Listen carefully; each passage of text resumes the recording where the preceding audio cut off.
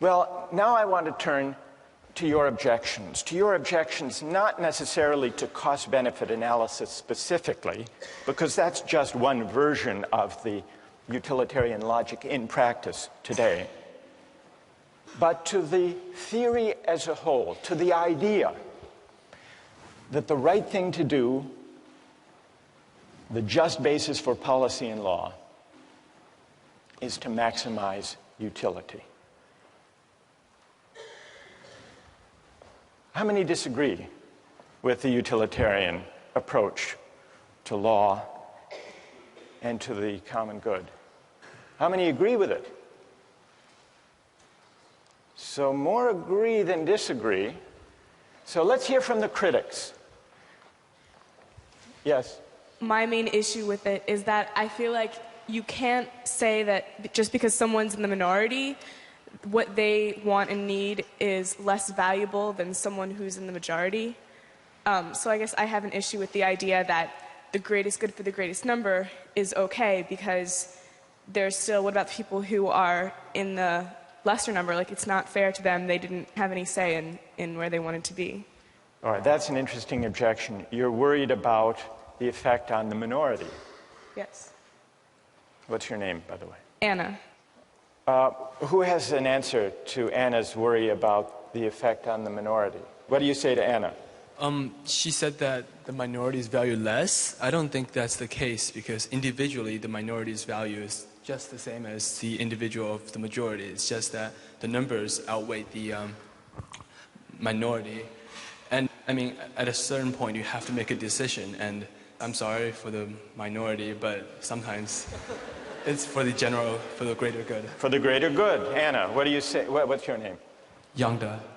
What do you say to Yangda? Yangda says you just have to add up people's preferences, and those in the minority do have their preferences weighed.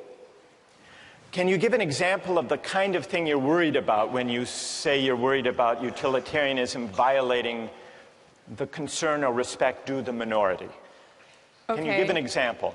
So, well, with any of the cases that we've talked about, like for the shipwreck one, I think the boy who was eaten still had as much of a right to live as the other people, and just because he was the minority in that case, the one who maybe had less of a chance to keep living, that doesn't mean that the others automatically have a right to eat him just because it would give a greater amount of people the chance to live.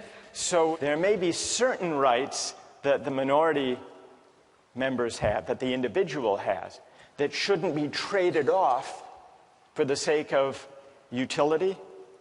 Yes. Yes, Anna? Yonder, this would be a test for you. Back in ancient Rome, they threw Christians to the lions in the Colosseum for sport. If you think how the utilitarian calculus would go, yes, the Christian thrown to the lion suffers enormous, excruciating pain. But look at the collective ecstasy of the Romans. Yanda. Well, in that time, I don't, in modern day of time, to value to give a number to the happiness given to the people watching, I don't think any policymaker would say the pain of one person, of the suffering of one person is much, in comparison to the happiness gained. No, but you have to admit that if there were enough Romans delirious enough with happiness, it would outweigh even the most excruciating pain of a handful of Christians thrown to the lion. So we really have here two different objections to utilitarianism.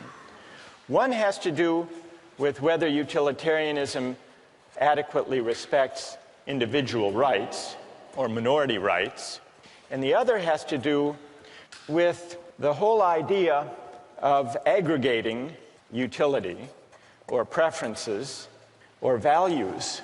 Is it possible to aggregate all values, to translate them into dollar terms?